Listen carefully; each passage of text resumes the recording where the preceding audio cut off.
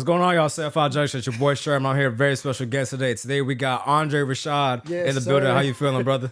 I'm blessed, bro. I'm blessed. It's a blessing to be here, bro. Yeah, for sure, man. For those who don't know you, man, can you introduce yourself? Let us know who you are, what you do. Yes, sir. So my name is Aundre Raashad. I am a recording artist, but I am more so just I'm a musician. You know what I'm saying? I grew up in church, playing the keys, playing the drums. Taught myself how to engineer because I wanted to get into music at a young age. So I think I'm most known for my music, but if you get on my Instagram, you're gonna see more health content than music because I really got a passion for health, for farming and gardening and stuff like that. Okay. So depending on what you're looking into, but yes, sir. Okay, that's dope. Yes, sir. Now, what got you into one, music, and then two, into the gardening and all that stuff? Because that's an interesting field to be in. You know what I'm saying? Like the self-preservation, all that stuff. So let's talk a little bit about all that. Bet we can get into it. Well, first I got to tell you, y'all gonna see, but Sherm's studio setup is crazy.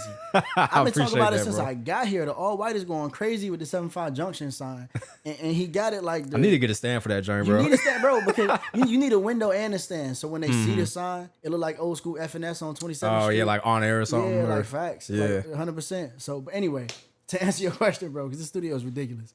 I got into music as a child, growing up in church. You know what I'm saying? I'm one of the section leaders for the choir now in my church. I'm the sound guy. I'm the drummer. You know what I'm saying? Okay. My father was into the word. My mom was into the word, and they always was like, "Look, you're gonna do something in church. You're gonna be active." It just so happened that my grandfather was a musician in church. He was a bass player. He was a drummer. So he was a bass player, piano player. Okay. I was the only drummer in the family, but being around music so much, I just was immersed into it as a child. So children's choir all the way up to now, just always been singing in church. So that's really how I got into it. And my family kind of wanted me to go to medical school or get my degree first before I really did my own thing with music. Right. They was like, all of us have done music, so we really want you to like get your degree and get your education first. So that's why I didn't actually release my own music until I graduated college. Because I was like, bet the deal I made was I'll get my degree. I was the second male in my family to ever do that, so I'll get my degree. And then after I get my degree, I got to drop this fire on your head top. Okay. And you went to Norfolk State, correct? Yes, sir. Yes, okay. Sir. Behold the green and gold. Green I like and gold, bro. You know what time it is. Okay. Dope. Okay. So, and you went the drummer route with the music. So why did you, not navigate, but why did you gravitate towards the drum as opposed to, the piano or something else? Honestly, bro, and I'm about to be real transparent. My grandfather was the greatest bass guitar player I ever laid eyes on. Lead and bass. That man make it talk, play it with his teeth, his knees, his toes. He'd go crazy with it. But he never was active enough to actually teach it to me. He was going through his own little situation, you know what I'm saying? And of course we made peace with it before he passed away, but he wasn't active enough to the point where he taught me.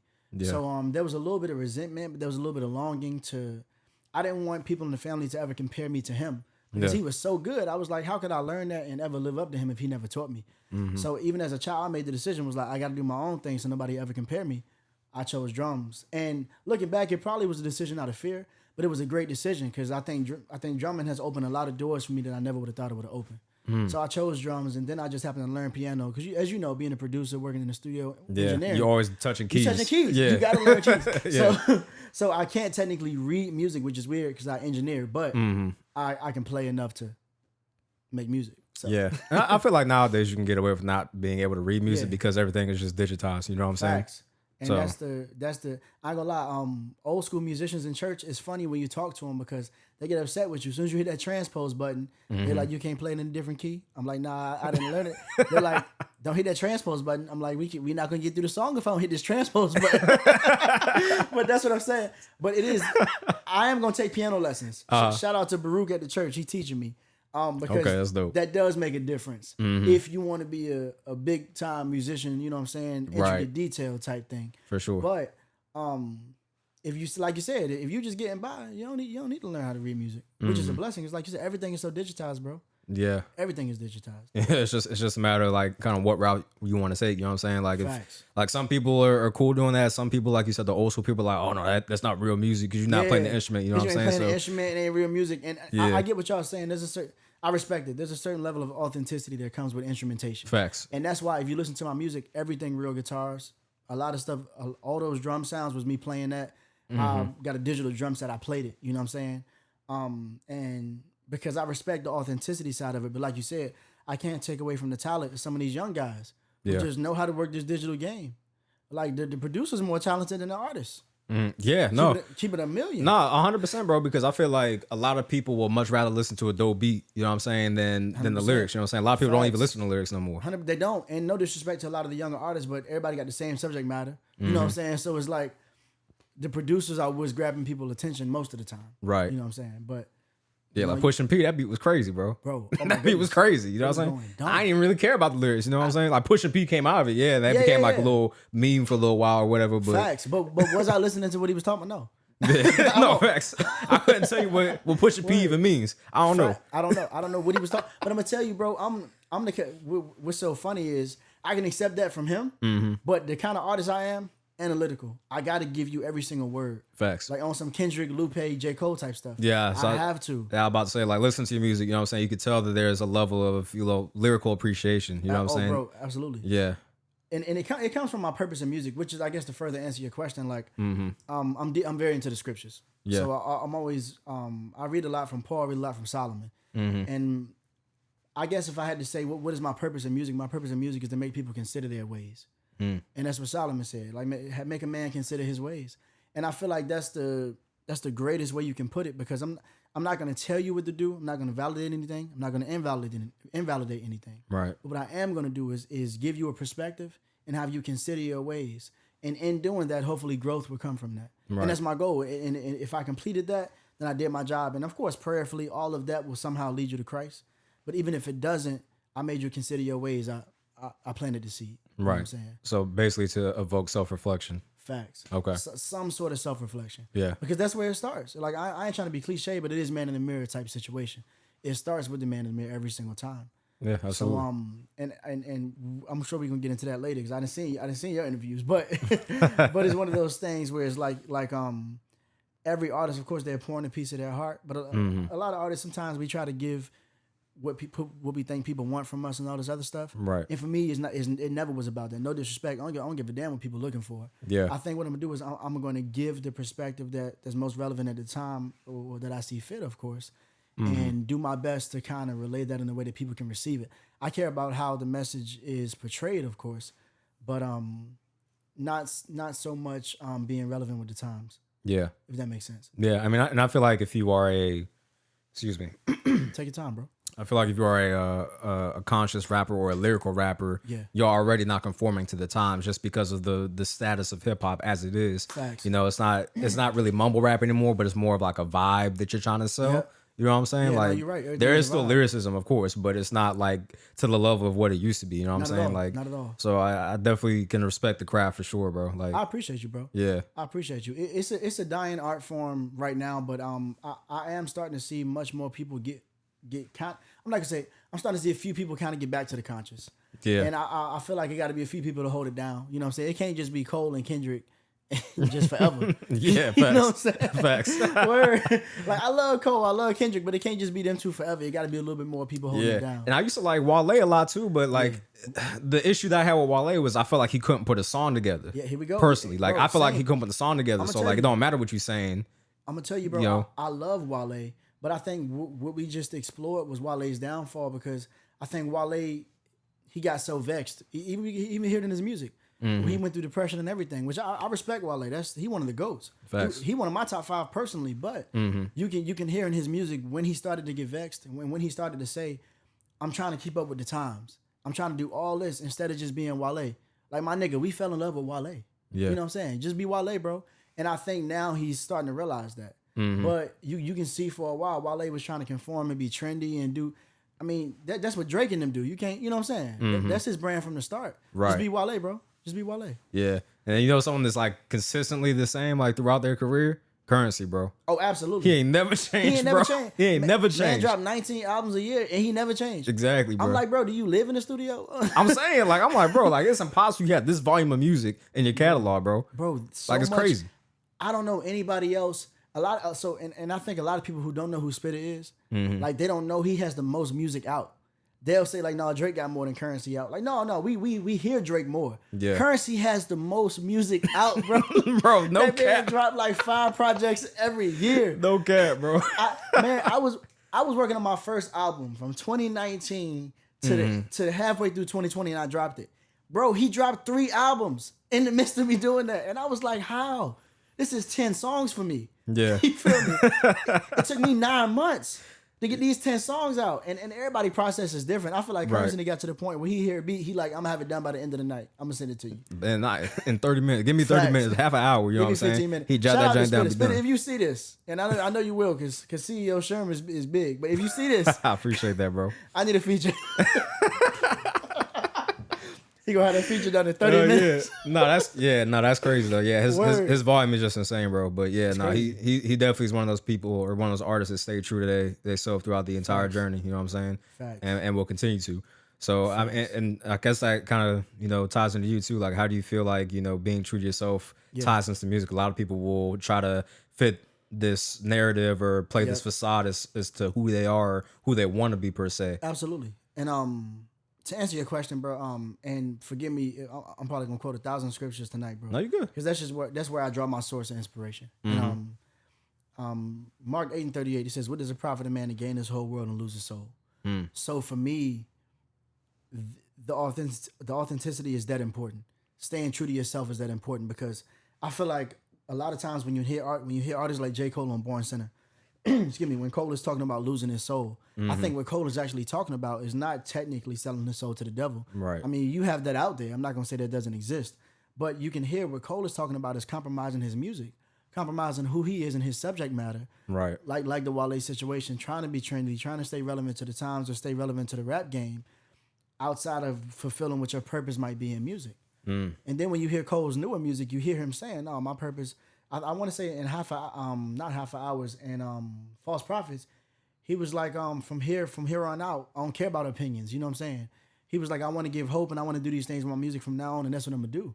And I feel like that's how important it is. I feel like if I was to ever compromise who I was just for streams or just for record sales, the acclaim would come, the status might come, but I wouldn't be happy deep down. Right, because you didn't do it your way. I didn't do it my way. Yeah.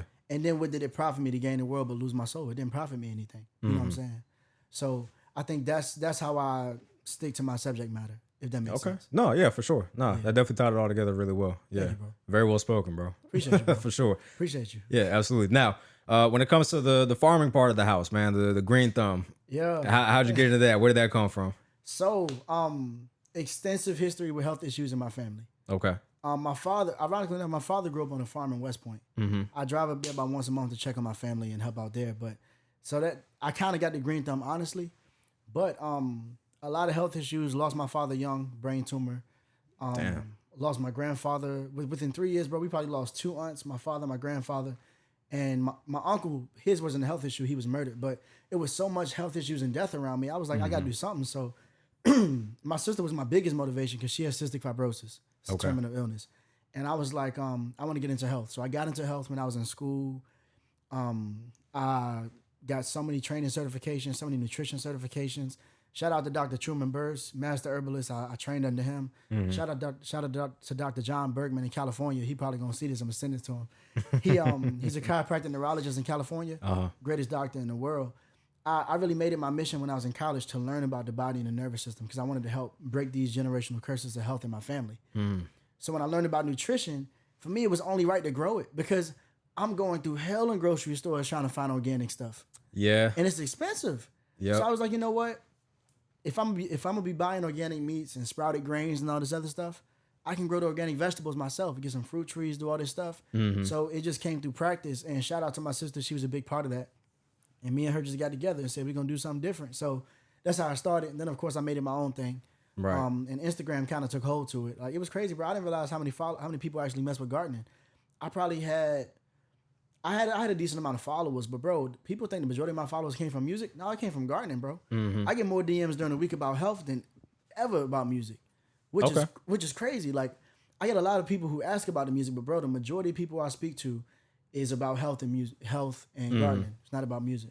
Okay. Now, quick question on that. Did that kind of shift your focus as far as like, okay, like, yeah, I'm getting more attention on the gardening stuff, so maybe I'll kind of transform the content to kind of cater towards that because there's possibly, monetization opportunity here and things like that. Like, did that kind of shift your focus? Like, for example, I don't mean to make this a long-winded question, but like my reaction channel blew up opposed to the podcast, so I focused more time and effort on that than the podcast, opposed to the podcast, which I'm still passionate about, but I still gotta get the bag right so I can fund everything else. You know, that's wisdom. I actually said this in my song "Successful or Not." I was like, I fund my own dreams. So no, there's wisdom. You got to go where the money at sometimes. Right. And to answer your question, that wasn't my thinking at first, but I adopted that thinking. So what happened was, when I first, I got 3 training. I got a NASM certification for just regular training.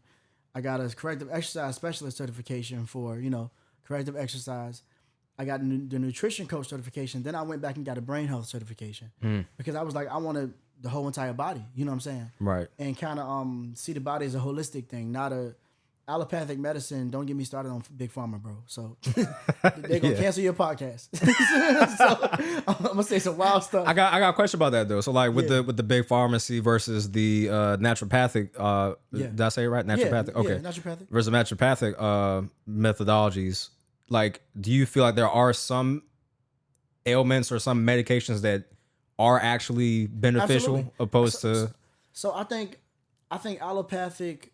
I think the allopathic mindset or the modern medical system, they're great in trauma situations. They have saved so many lives in anaphylactic, traumatic situations, bro. Like if I get bit by a snake, I'm not gonna run to the master herbalist like, right, bit by the snake. I might run straight to the emergency room, get this venom out, do whatever. You know what I'm saying? Right. Give me some monoclonal antibodies. And then I'm gonna go to the naturopathic doctor, like, all right, now I got that dealt with. Let me heal the proper way. But or if I get shot, I'm not gonna run to the chiropractor, like, adjust me. You know what I'm saying? Yeah, just move my spleen over a little bit. Word. Now, after I get the bullet out in the surgery, I'm gonna go to the chiropractor for holistic health. Right. Because they're nervous system doctors. You know what I'm saying? So I said that to say, it's not complete disrespect to the allopathic or modern medical mindset because they have their place. But I think the biggest mistake we made, and I think money has kind of driven this, money, power, greed, control, it's kind of more so like conspiratory, but the powers that be. I mean, no, that is factual. It's not a conspiracy. No, money does drive everything in the world. It's facts. But you know, I say powers that be. Right. You know what I'm saying? But when you do the history, you see that the Rockefellers took over the pharmaceuticals in the 1800s. And you kind of see from that point on, the holistic mindset of doctors kind of shift. You had a lot of osteopaths back then who were medical doctors, but they were more so healers too. They was the best of both worlds. You don't even see that no more because now everybody has the medical mindset. So I think what happens is now we lost balance. So for every single situation, if I got a common cold, if I got an ear infection, that's something I need to go to the naturopathic medicine doctor for, or I need to go to the chiropractor for. But instead, I'm going to the emergency room for that, and that's not the case because what happens. And I tell people all the time: do healthy people need medicine? No. Do sick people need medicine? Possibly so. But what happens if you give a healthy person medicine, they get sick? So it's like when you look at the overall outlook of health, I think, like Solomon said in scripture, everything has a time and place. And that's why, to answer your question, I think the modern medical system has its place. I don't think its place is as large as it is, though. I think it should be much smaller than it is. I'm talking about tremendously smaller. Yeah, that makes sense. Because a lot of times we get ailments and then they just throw pills at it. They just throw pills at it. You know what I'm saying? And now I got another ailment for the pill, another ailment for that. And then now I got restless leg syndrome because the heart medicine gave me that, but I never had, you know what I'm saying? Right. It's like, why am I dealing with all that? I came in here for a cough. And 3 years later, I got a heart condition. You know what I'm saying? So that's the result. Yeah, sick people would definitely keep the pharmacies in business. That's for sure, bro. I'm telling you, and not even to be too political, but I tell people all the time: look at the companies who make these medications and vaccines. If you get injured from a medication, you get injured from a vaccine. What's the result for that? Another medication or another inoculation. It's a circular motion, bro. It's a circular motion. Like when a lot of people, the 9 times out of 10, when you meet people who healed from crazy sicknesses, like, or I'll use my own example. I had a vocal polyp in my throat when I was singing at a wedding, and blood vessel burst in my throat, and I couldn't talk for like 90 days. It was terrible. I was a mute. It was funny because I still have this app on my phone called Text to Talk where I couldn't speak. I was texting everything. And it was people, I guess people thought I was deaf too. They were trying to text me back. I said, no, I can hear you. I just can't talk. but said all that to say they wanted to do surgery, but I healed that naturally.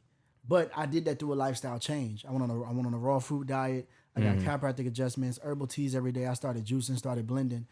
And within 90 days, the vocal polyp it was gone. And the doctor was like, I thought Dr. Senecory, shout out to him, Norfolk Centera. He was like, I thought we just got to do laser surgery. He was like, in 20 years of me doing this, you're the first person I've ever seen heal a polyp naturally. And I was like, well, the body is amazing. If the body built a polyp, the body can tear it down. We just don't see it that way. You know what I'm saying? Right. But I said all that to say, I think that's the mindset that people have when you see people who have stage 4 cancer and they beat it. You don't usually see people say, well, I went through all the treatments and all this other stuff. You see people say, I made a lifestyle change. Right. I beat stage 4 cancer because I changed everything about my life. I eliminated the chemical stresses. I eliminated the mental stresses and the physical stresses. And then I aided my immune system in healing me. Gave all praise to the Most High. Now I'm healed. Type situation. Right. Type situation. Yeah, I've seen quite a few testimonials where people will say that they were able to reverse their cancer due to juicing, making these holistic changes and things like that. Bro. So yeah, I mean, obviously the what's the word I'm looking for? The statistics or the analytics are not 100% there because it's not like we said, the sick people keep big pharmacy in business. Facts. And things like that. So obviously those are not going to be readily published. Exactly. And readily documented as is. Facts. So it's not something you said, it's not something that's readily documented. Because for example, when you look at a double-blind placebo study that's done by the National Institute of Health, or you look at some of Dr. Sebi's clients, that stuff wasn't being documented. You know what I'm saying? Right. So all those people he helped heal from cancer, they weren't part of a study. Those things the CDC don't got that on file. Right. You know what I'm saying? So so when you look up those studies, you're not gonna find those things unless you go to Scholar Google. You might find some articles about them. Scholar Google is a plug, by the way. If you're doing research papers of any type, go to Scholar Google. It's the wave. But what is Scholar Google? Is that literally you Google Scholar Google? Yeah. And it's like a website. Yep. So Scholar Google is a search engine, but it pulls up everything that would be approved in the research. So it's like it'll pull up research articles, papers, documentaries, books, anything that's a credible research source. Go to Scholar Google and you Google it like you're working on Google. Oh, okay, dope. Yeah. So I mean, I gotta guess that's pretty good for sites sorted. Yeah. Sites sorted. Sources cited. There we go. I don't know why I was tripping. Sources cited. When you type in papers and stuff like that. I was with you 100%. 100%. Yeah. So makes that easier. I use Scholar Google for all my bibliographies. This is so I probably shouldn't put this out here, but I'm putting this out here. Cheat code. If you're in college and you're writing papers, I used to work at the writing center in Norfolk State. I used to write papers for hundreds of people and just get paid on the side for it. Go to Wikipedia. Side hustle. Side hustle. Go to Wikipedia, right? Go to Wikipedia. Scroll all the way to the bottom. Wikipedia is a public site, so they have to cite their sources. They naturally cite them in MLA format or APA format. Yeah. Look at which one it is. Copy and paste all those sources to your bibliography. You have your sources. Bro, I've done that so many times. Okay. I made it through every bibliography engine. No issues. No issues. Now, I would only do that for papers in school. If you actually in college and you writing your thesis paper, go to Scholar Google. You know what I'm saying? Right, facts. Like if you about to get your master's or your doctorate level stuff, go to Scholar Google. But you actually need to know that. So if this is just a regular paper for class, get them sources off Wikipedia. Save yourself some time.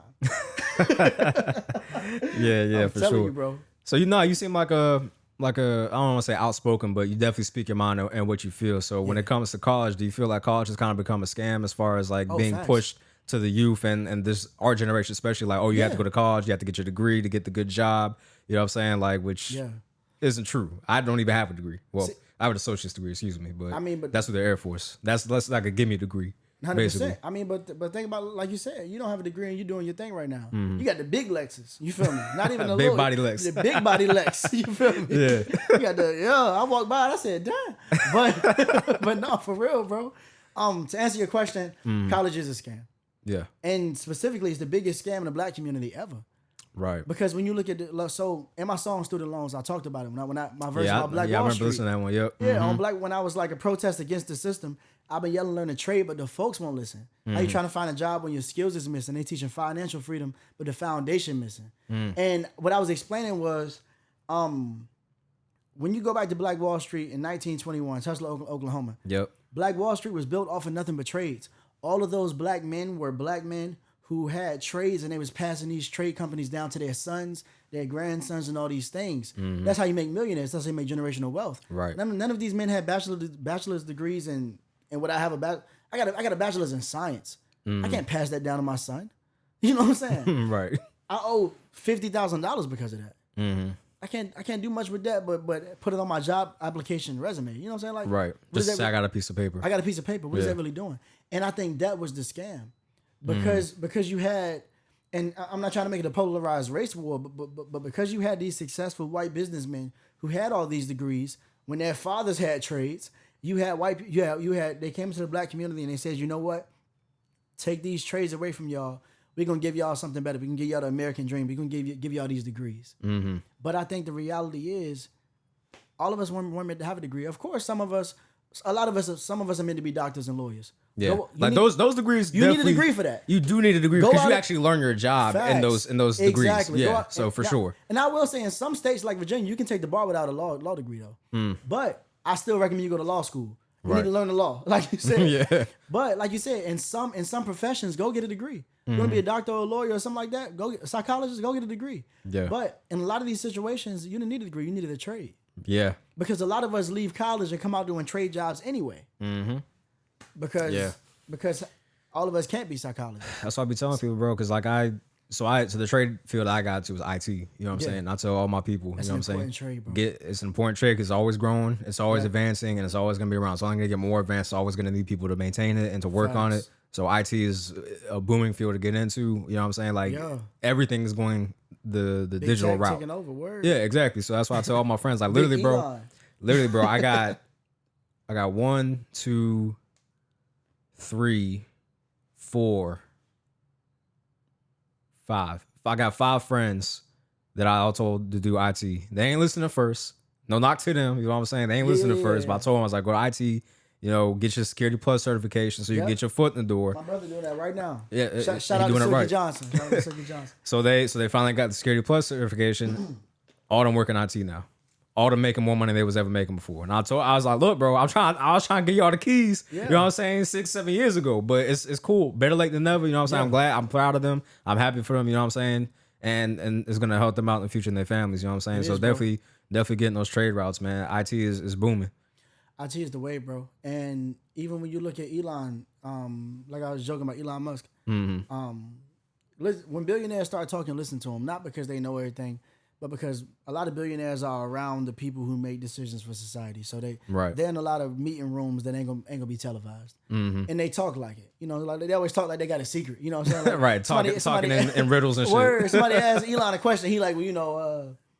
Like, bro, you ain't gotta do all that. Right, you sitting there thinking about how he should say it. I'm like, bro, like, come on, man. But the reason they do that is because they thinking about with New World Order, like I said, powers that be. They think about what they heard in that meeting and how can they filter that down to answer this question. But when you listen to Elon talk, he talks about how within the next 5 years, over 30% of jobs that once were men or women are now going to be machine. Yeah. And he said the only way that men and women will still have these jobs is if they operate these machines through IT. Exactly. So it's like, we got to get into it, but that's a trade. That's something else we could use to build. Right. I can build that company and pass that down to my son. You know what I'm saying? So, or my daughter. But yeah, exactly. 100%, exactly. Bro. Okay, that's dope. Yeah. Now I'm gonna circle back to the to the gardening aspect. So with the gardening, what herbs would you recommend? Like what herbs or what fruits that aren't maybe the most common would you recommend to people? That are like essential in your opinion for a healthy, balanced diet? Essential for a healthy diet. I would say, well, you know, I always say eat the rainbow. You know what I'm saying? And not even on the funny stuff, like phytonutrients, right? I gotta clarify. It's 2022. You feel me? But we gonna go past it though. You feel me? When you said that, then it clicked. Then it clicked. Shit. Yeah, oh shit. I was like, pause. So I had to pause and back my mind go off. So 2022. Anyway, the way phytonutrients work, right? Vegetables and fruits have these things called bioflavonoids, and what it is basically available nutrients that they get based upon their own immune system. That's the way I explain it. The color that fruits and vegetables get comes from the bacteria they get from their natural environment. That's what a phytonutrient is. Okay. So I tell people all the time, you want to eat the rainbow and get every color in your diet possible because every color has a different mineral or nutrient that you can get. Now, a lot of them cross over. Like all green leafy vegetables most likely going to give you magnesium. But some of those things are more readily available for absorption depending on what you get it from. You know what I'm saying? Like fig leaves are full of magnesium. and you can drink fig leaf tea, that's a little bit easier to absorb than kale. Kale is a cruciferous vegetable, it's full of magnesium, but it's harder to absorb for some people with gut issues.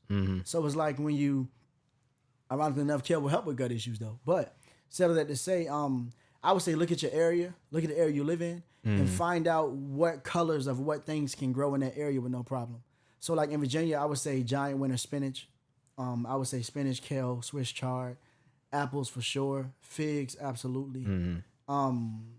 Peppers all the way. Peppers are full of vitamin C. There's nothing in this world outside of, not even oranges. You're talking bell peppers, right? Yeah, okay. All types of peppers, bro. The hotter the pepper, the more the vitamin C. I like hot peppers, so. Bro, I'm telling you, the hotter the pepper, the more the vitamin C. That's why it clears you out. Because what happens is there's this thing called a vitamin C flush, where if somebody wants to flush their bowel, flush their system, they take 10,000 or more milligrams of vitamin C at once. And the body flushes itself out, and it absorbs what it absorbs, and the rest is water soluble. It flushes out. A lot of hot stuff like that will clear you out because it's full of vitamin C sometimes. Okay. But peppers are tremendous. I would grow all types of peppers. I grow everything from bell peppers, the banana peppers, the chili peppers, the shoshitos. I grow them all, bro. Okay. Yeah, cayenne, all of it, bro. Hell yeah. Word, dehydrate them and all. I should have bought you a pack, bro. I didn't think about that. No, it's all good. No, I'll take the packs. Next time we link, I'm gonna bring you some dehydrated peppers. Okay, but yeah, no, that's fine. Like I said, bro, I love hot stuff, man. Like hot peppers, like all that stuff. Like I got, and it's probably obviously like not the same like natural process that you would go through, but there's a store in Williamsburg. It's in the Alice. It's called Pepper Palace. Really? Yeah, and they have all different varieties of hot sauces. They have like habanero ketchup. They have ghost pepper ketchup. They have jalapeno ketchup. Oh, they going stupid. Yeah, chipotle ketchup. So I got chipotle ketchup. I got habanero ketchup in the crib right now. Like that's why I keep stocked at all times. 100%. You got about a wine bottles in the fridge. Yeah. But yeah, no, it's crazy, bro. Like it's really good. But yeah, I'm really big on hot foods, man. And then with the gardening thing, man, like. So my parents, they garden a lot. Like they had a garden in the backyard, so they would grow. To them. Yeah, for sure, man. Bro, but you learn so much. Okay, you good. Yeah, it's crazy though, because they had my mom grew squash. She grew. I was gonna name that next. Yeah, she had squash. She had watermelon. She had basil, parsley, excuse me. Mint. I grow all that, bro. You have to. Carrots, cucumbers, tomatoes. And think it's about a lot. Think about the stuff that you're naming, all different colors. You got yellow squash, white squash. Yeah. So you got the cucumbers, the tomatoes, different colors. You got the carrots, different colors. And that's what I'm saying, bro. Very true. It's a balanced diet. It's a very balanced diet. Hell yeah, bro. But I say that to say I ain't never seen some creatures that I seen until they start gardening. Bro, like there's bugs out there, and I want everybody to know this, bro. When you start gardening, you start growing stuff, you will find bugs you didn't even know existed in your region. Until you started gardening. Bro, facts. It's crazy, bro. Bro, I faced off the other day against... I was engaged in Mortal Kombat. Bro, I'm going to show you the video, bro. I'm going to show you. Hold up, bro. Why you think I'm playing? Because you got to see it. The people ain't going to see it, but you going to see it. Look. Bro, I faced off against what's called a flat-footed bug or a flat-leaf bug. Send it to me and I'll put it in the video. Bro, I never once in the history of anything ever saw these. Ever. I've been gardening for like 6-7 years. And I walk up and these little niggas having a conversation on my tomatoes. And I'm like, yo, this don't even belong, bro. Look. What is that? Oh, I have seen them joints before. Yeah. I know exactly what you're talking about. I've seen them. But I'm like, why y'all here? Guess where I seen them though? Where? In my mom's garden. In the garden. That's what I'm saying. Bro, it's so many bugs. What plant was they by? The cherry tomatoes. Okay, yep. That's exactly where I saw them. Yeah, so and that's what I'm saying, bro. I'm about to send it to you right now, bro. Yeah, okay, bet. And you learn while you garden, like different things to plant around other things that will repel those insects. Yeah, like the hornworms or whatever they're called. I can't remember. But I think they like tomatoes too. I can't remember. But they do. And I'm gonna tell you, there's certain I'm gonna tell you, you don't want all bugs out of your garden. A lot of people they grow stuff and then they don't have a big harvest. And they're like, yo, like people ask me all the time, like, Dre, how you get so much fruit and vegetables continually throughout the season? I'm like, because I keep pollinators. Ladybugs and beetles are great pollinators. Yeah. Bees, you know what I'm saying? Wasp, they sting you, but they're good pollinators. Now, the way to balance that out is... Did they mess you up while you was gardening? I didn't mean to cut you off. I got stung once or twice. But is it because you got too close? Or they just like, nah, fuck you today? Like, I think they was wild. I don't know what it is. Like, I try to get in their space because this is their realm. But at the same time, this is my garden too. Right. So it's like I need you to move out a little bit when I'm sliding by. And I got a dog too. So I the situation where I got stung was my dog was kind of wilding. and I kind of was trying to get it away from her. Bro got offended and stung me. You know what I'm saying? He said, "How dare you try and touch me? Word, like, I got something for your ass." I'm trying to pollinate. Word, because pollinators they work with bees anyway, so they work. A lot of times they gonna mind their business and do their thing. But if you scared of bees and wasps, get ladybugs and beetles. They gonna pollinate. Dragonflies, fireflies. No, get fireflies. They will pollinate, and those are excellent, and they're pretty too. They're nice to look at nighttime. Right. If you have too many wasps and too many bees, get dragonflies because they eat wasps. Really? Yeah. I'm telling you, bro. That's how you balance it out. Damn, I got a little that. ecosystem at the crib, bro. Hey, I'm happy. I be having dragonflies outside the crib, so they keeping the population of the wasps down. They do. Say less. 100%, bro. Say less. And dragonflies don't bite us. There's something in the dragonfly's immune system where the venom from a wasp won't kill them. I forgot what it's called, but if you Google it, you'll see. I forgot the name of it though. But it just shows that, and this, I guess, bring it back to the scriptures. This just goes to show that there had to be a creator, like an intelligent engineer, who thought of all this. Because everything is just everything's so perfect. Yeah. Everything is by design, bro. And that's why I tell people all the time, there's no way you can go outside and look in nature and not believe that the Most High didn't create it. You know what I'm saying? Like, the Most High made it. He had to. Yeah. Side note, did you see the sky earlier, bro? Yeah, it was up. Beautiful. Word, bro. I was like, yo, I ain't never seen it so vibrant before. Like, it was crazy. It was crazy. And then I was mad at traffic, looked at the sky and was grateful. Yeah. You got mad and instantly just like got happy. I was like, oh, that's beautiful. This is actually pretty nice. I appreciate this right now. Yeah. Word, bro. Yeah, man. It's crazy how the world works, man. It's crazy. It's amazing, bro. But that's why I said, and I guess just to bring it full circle, that's why I got into gardening, because being into health, learning about the nervous system, I came to the conclusion that when you read the scriptures and you look at Adam and Eve, or you look at the garden, you have to imagine that if the Most High created Adam and Eve and he created a garden for them and he gave them edible things out of the garden, some of this GMO stuff that we have now, we was never designed to eat this stuff. Because although the food is genetically modified, we not. So yeah, we're not made to assimilate those nutrients. That's why we deal with chronic illness and disease, or dis-ease. You know what I'm saying? And I tell people all the time, just go back to the original diet we was meant to be on, which is just grass-fed organic meats, organic fruits and vegetables. Okay, I was gonna ask if you was like vegan or anything like that. So I've been vegan before, but not for long. I did veganism just to try it out, and just on certain fasts or certain diets. But I eat a plant-based diet, and what that means is about 75% of my diet is fruits and vegetables. But I do eat meat. I have one meal a day where I'll have like probably 3 grilled chicken breasts with some rice. Like the majority of my diet is some form of protein, rice, and vegetables. But I juice. So the way I sneak my vegetables in is like, nobody's gonna eat 9 apples in a day. But 9 apples will make like 17, 16 ounces of juice though. So if I drink, if in the morning, like I start my morning off with 32 ounces of fruit and vegetable juice. So I'll have maybe like 16 ounces of orange juice one day, 16 ounces of green juice, which is like mixed greens, celery, all types of greens. The next day I'll have 16 ounces of apple juice, another 16 ounces of green juice. The one juice that's consistent every day is green juice. The other stuff I rotate. Okay, gotcha. So I'll do it that way. And a lot of people are like, how you get so many like you get 8 servings of fruits and vegetables in one day? I'm like, bro, juice. That's the cheat code, or blend. If you don't want a juice, get a smoothie. Right. Now I recommend both, but if you juicing is expensive. Yeah, because the smoothie you get the fibers as well. You get the fiber too. Yeah. So see, you already woke. Yeah, you already know. Because my mom used to do all this stuff, bro. Like my mom, so what she would do was with the pulp that she would get from the actual juice, put it in a smoothie. Put it in a smoothie, or she would put it in dehydrated. Compost for the garden. She would dehydrate. She compact it, dehydrate it, make little chips out of it, so it'd be like a snack. Bro. Yeah, bro. And it's crazy. And this is why the scriptures say it's profitable. It's profitable for a young man to be quiet in the presence of elders and just listen. Yeah. Because when you look at our parents, right, what you just explained about your mom, the natural stuff that she just did, like, bro, it's so much wisdom in that. Yeah. It's so many nutrients that she got from that. And I look at, like, a lot of people say, well, our grandparents, our great-great-grandparents was much healthier. And I tell them all the time, look at the lifestyles they lived. Everything they ate was grass-fed organic. And it wasn't because they was trying. It's because that's the lifestyle they was living. Yeah. You know what I'm saying? I mean, and a lot of that too, bro, like, not to cut you off, but a lot of that I feel like had to do with the population too, because I looked it up, bro. 1920s, the Earth's population, guess what it was in 1920s? 1920s, it probably was like 5 million. Not 5 million, 5 billion. 5 billion? 5 billion. 1 billion. Are you serious? 1920s, 1 billion. 1 billion. We have grown 7 times in the past 100 years. They ain't catch India and Africa in that one. They must have missed them, right? Or they missed India and Africa for that. Shoot, India and China, because like China is up. Because China and India, they have the highest population, the densest population. But yeah, bro, like over the past 100 years, the world population has grown 7 times. That's insane. It has. It's insane. But you know what though? I still think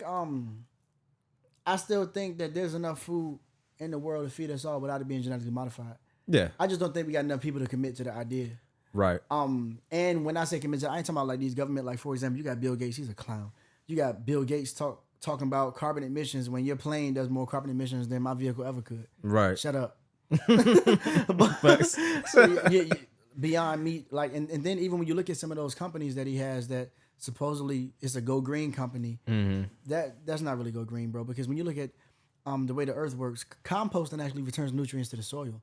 So when you look at a lot of the synthetic genetically modified way of doing things, they say we need it to help the population or whatever, but you're still destroying the earth because there's no process in which you return nutrients back to the soil in that, because it's GMO. The soil didn't change. So how am I going to get these nutrients back? You know what I'm saying? But it's just a lot of stuff like that I look at and I'm like, I think the key is innovation. Like you said, the population, that's a big point. Yeah, it's crazy because like with the increase in population, obviously you're like, okay, well now we have to, because not everybody is harvesting their own vegetables, not everybody's harvesting their own fruits, not everybody's harvesting their own meat. You know what I'm saying? They don't have the stomach to do that. But facts. Now you have to significantly and exponentially increase the amount of livestock that you're raising. So now you're having to do that. You're having to genetically modify food to increase productivity. You know what I'm saying? Like all these things. Yeah. And I think that's my issue. It's my same issue with medications and vaccines. My same issue with GMO foods. I think we have the mindset trickle down effect from the top down. I think the powers that be have the mindset that we want to do these things as efficient and as cheap as possible, when that's not the answer. I spend the money you need to spend to give us the quality we need, because I think there's a way to mass produce in quality, but I don't think they're willing to put in that work. Yeah, and I think that's the difference. Yeah, and plus it's a lot of money, like you said, and money is the I'll be honest motive, with you, bro. And not even to exaggerate, because I count sometimes just to be crazy, bro. This year in my garden, I've yielded over 2,000 tomatoes.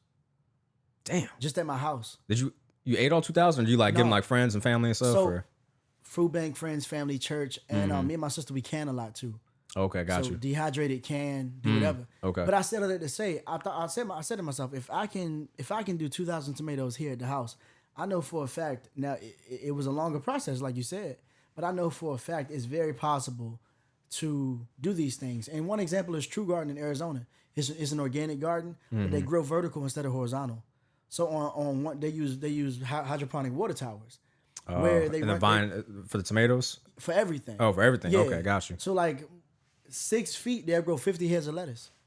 But it's a hydroponic water tower. I'll show you a video after the podcast. But it's fire, bro. And innovation like that lets me know, like, yes, we need innovation and ingenuity, but we need it the right way. I don't want to be in a lab growing lettuce. No, grow it the organic way.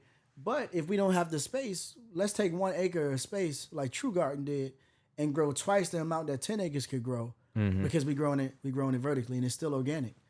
Still organic mineral solutions in the water, still returning compost back to the earth. Yeah. You know what I'm saying? So it's fire. So that lets me know, like, innovative projects like that let me know it's possible. But like you said, I think difference of opinion is a great thing because we challenge each other.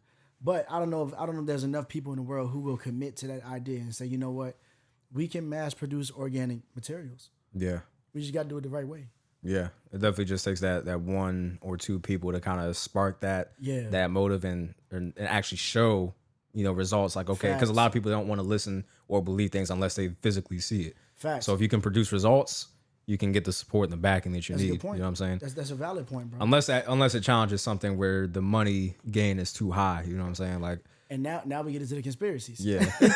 We do, because like you said, the money gain is too high. Like, there's an excellent book I recommend everybody in the world read. It's called Doctor and the Data.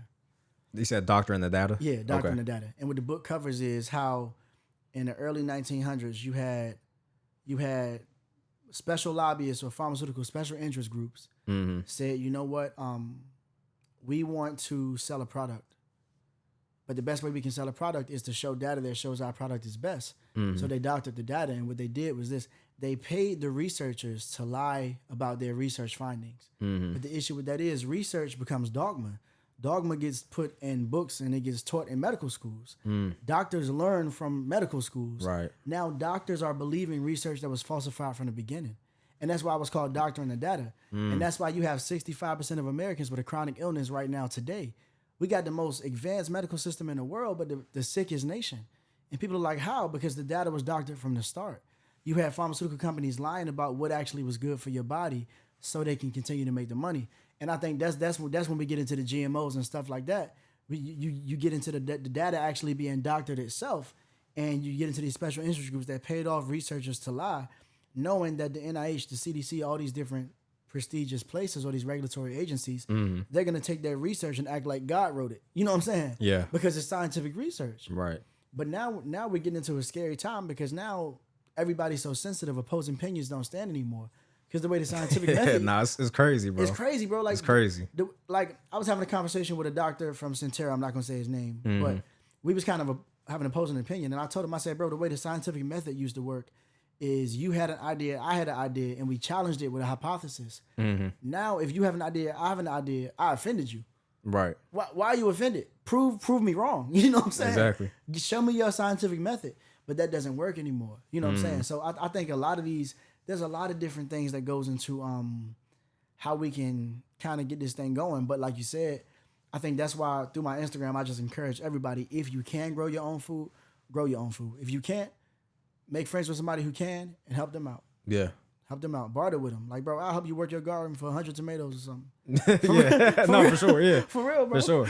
Oh, yeah. For real. Okay. Because we get into those times, bro. Yeah.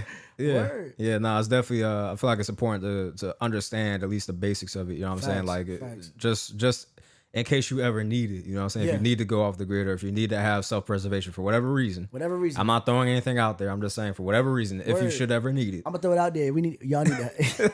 It's getting real.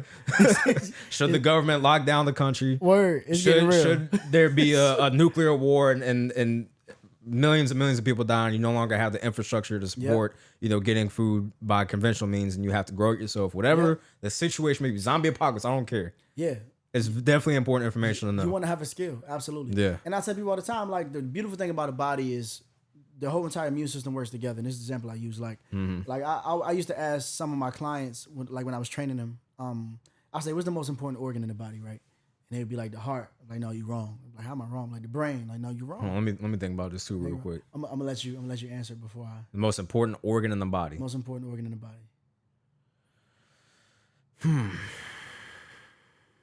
Your kidney? It's gonna be something crazy. I already know. Not necessarily. Not necessarily. What is it? There isn't one. And the reason I say this is because the body is a unit, question. right? It's a trick question. The body is a unit. So think about how the liver works. The liver is the enzyme factory. Everything has its purpose. So everything has its purpose. Yeah. So the liver actually breaks down enzymes. I assimilate these nutrients, and the nutrients that I assimilate from the liver turns into heart tissue, turns into eye tissue. So without the liver doing this thing, the heart couldn't. And think about it. When you have kidney failure, what happens when you have kidney failure? Dialysis, or you die. The heart. Right. So like certain. I'm telling you, there's not an important organ in the body. Everything is a unit. That's why when certain things break down, you even have doctors say, well, that's not true. You can take the appendix out. That's not true. Like studies actually show the appendix is the bacteria reservoir. So when you take the appendix out, that person is now bacteria deficient the rest of their life. And then you see a lot of people develop issues like Crohn's disease, irritable bowel syndrome, celiac disease, all these things because they had the appendix of their gallbladder snatched away. So it's like the body, all of these organs are important. And I tell people all the time, everything is by design when it comes to the Most High. So if the body works this way, don't you think humanity works this way too? So it's like everybody doesn't have to have the same skill. Like one of us can be a farmer. You have IT. Somebody else can have a wood shop. Somebody else can be a welder. We can rebuild society after it gets torn down. Yeah. Just if all of us realize that there's no part of the body more important than the other. Some of us got to be lawyers. Some of us got to be doctors. Somebody got to be security, big, strong. You feel me? Right. So, you know what I'm saying? And I think if we looked at it that way, and that's why I love health because it parallels everything in life. If we looked at it that way, we would humble ourselves, figure out our purpose, walk in our purpose, like me and you was talking about before the show.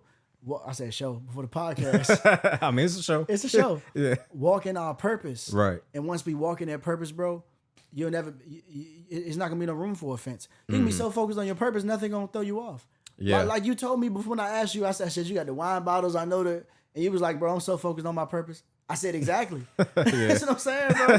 That's what I'm saying, bro. Yeah, no, exactly, bro. And it's funny that you mentioned the starting society over from scratch. You know what I'm saying? If we had to, because and we talked before the podcast and we talked about anime and stuff like that. Have you seen Dr. Stone? Absolutely, it's a lot of themes in that. Bro, Dr. Stone going crazy. I love Dr. Stone. First off, how he remember all that off memory?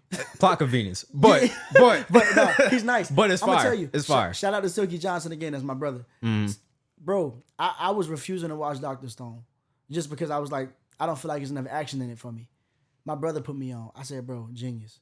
It's genius, and then there is some action in it too. You know what I'm saying? Facts. But the thing that I like about Dr. Stone is you're literally starting society over from scratch, and you're actually learning, while you're watching it, and it's actually scientifically accurate too. They're going over the molecular structure of different things. You know what I'm saying? It's wild, bro. Word, and I took extra molecular biology courses just because I wanted to be aware of it. So I'm watching the joke like, oh, that's right.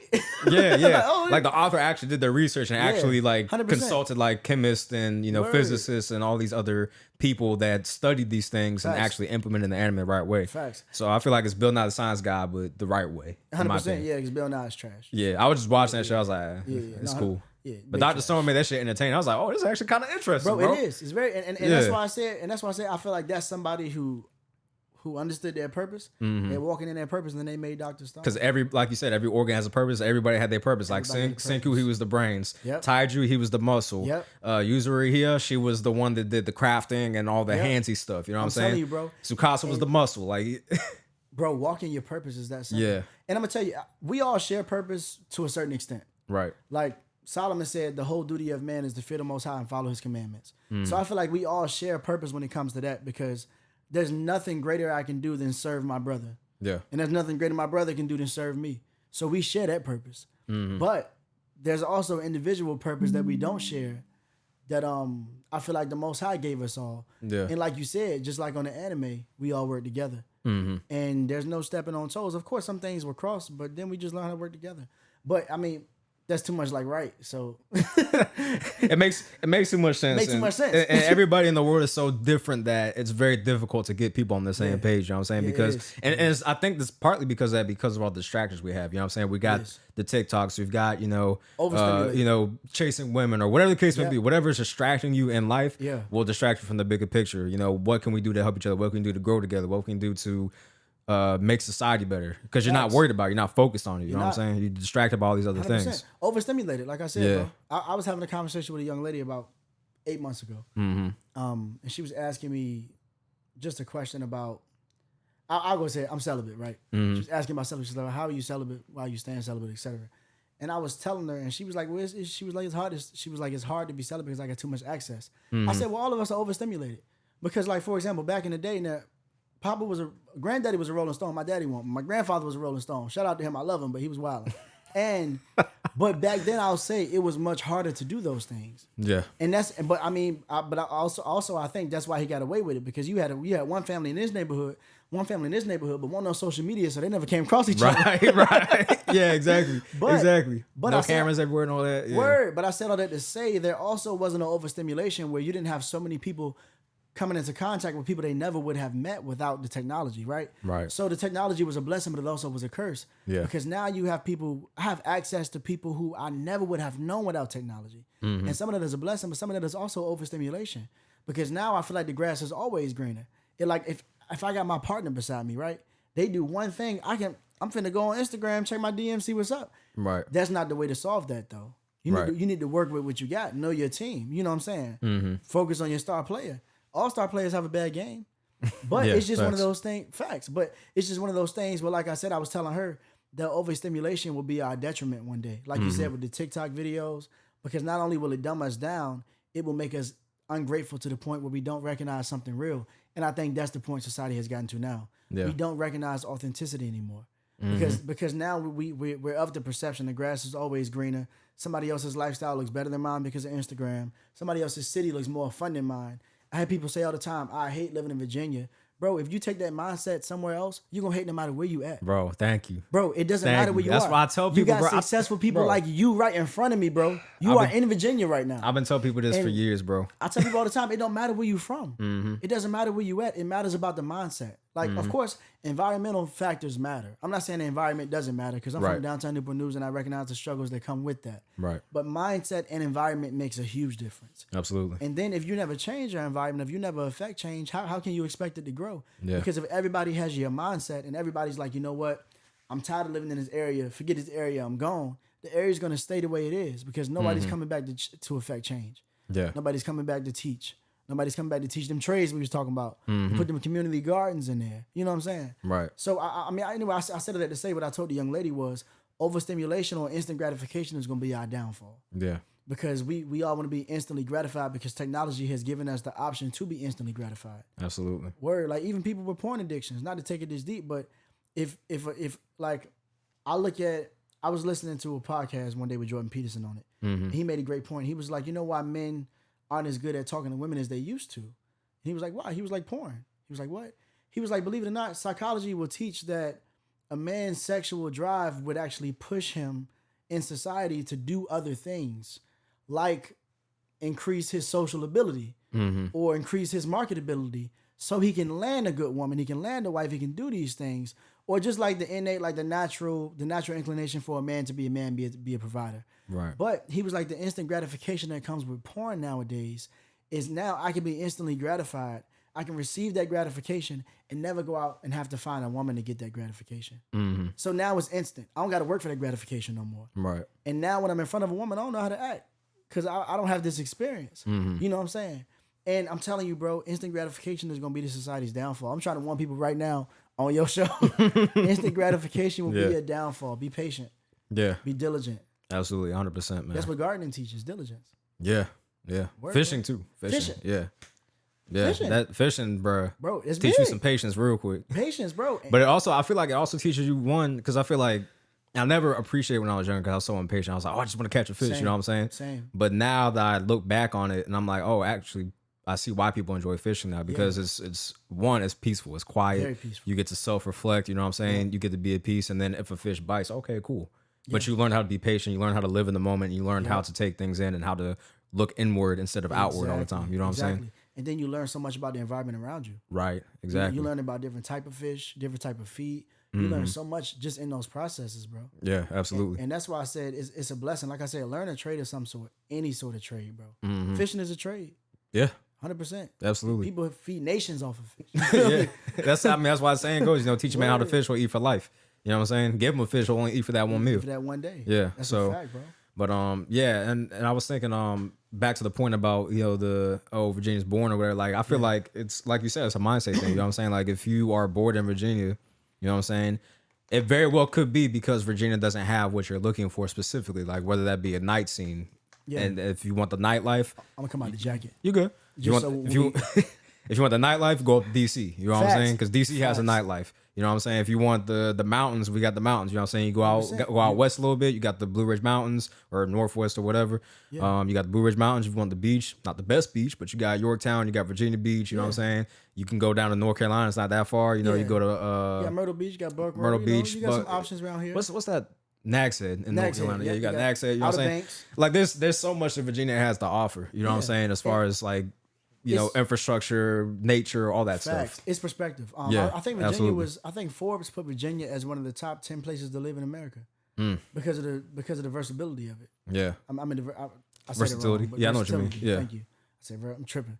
You good, bro? It's been a long day. Because of versatility, it has been a long day. Yeah. But like you said, I think the issue is the city life gives the instant gratification. Yeah. So when I'm always around things that are readily available, I'm always instantly gratified. Right. And I think that's why a lot of people who live in places like Virginia where the access is there, but not right at your fingertips all the time, you're unsatisfied. Right. Because you got a taste of that access. You're like, nah, I want to go live there. But you find a lot of people it's a lot of people in Virginia from New York.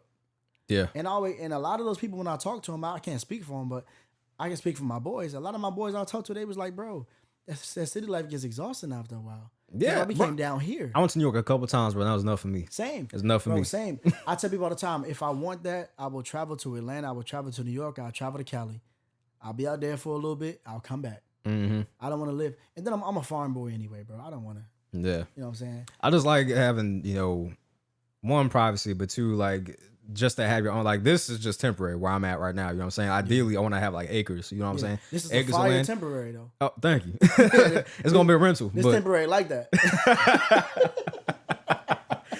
So temporary for now, and then ideally, you know what I'm saying? I want to have like I want to have what I really want in a perfect world is multiple properties in multiple different locations. So if I want to be in the city, I have a high rise city apartment. You know what I'm saying? If I want to be to the country, I can go to the country. I got a log cabin, or I got a country house, or whatever, country ranch. You know what I'm saying? I got a beach house if I want to go to the beach. You know what I'm saying? Like I want to have any type of environment that I want to be immersed in at that point in time. I want to be able to have access to that. You know what I'm saying? And that's true freedom. And what I'll say is when we set goals like that, I think it's very achievable, especially for somebody like you who's purpose driven. Mm-hmm. But I think sometimes we don't achieve them the way we envision it.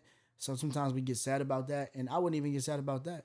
I think if you achieve it in any fashion of how you achieved it, I think that was the way he was meant to achieve it. Right. Yeah, it's not about how you start or the process even sometimes. It's about how you finish. You know what I'm saying? 100%. Because like I wouldn't expect... Oh, my bad. Go ahead. No, go ahead. Oh, yeah. It's like you were saying, I don't feel like if you truly want something, it doesn't matter what you do to get to that point because you're going to find a way to get to that point. If you truly want it that bad, if it's truly meant to be, you will get to that point. Yeah. Because like I said, like what I'm doing now, what I'm building now, that's me, my bad. What I'm building now with the reaction channel, I never expected the reaction channel to be as successful as it was. To go crazy like that. Like that. You know what I'm saying? I never expected that, but now that's helping me get to where I'm trying to be. You know what I'm saying? I never envisioned that though. Yeah. But it just came along. I was like, okay, fuck it, we're going to do it. Send me that so I can subscribe. I got I'm you. subscribed to the podcast, but not the reaction channel. I got you, bro, for sure. Yeah. Yeah. Because I'm going to watch that too.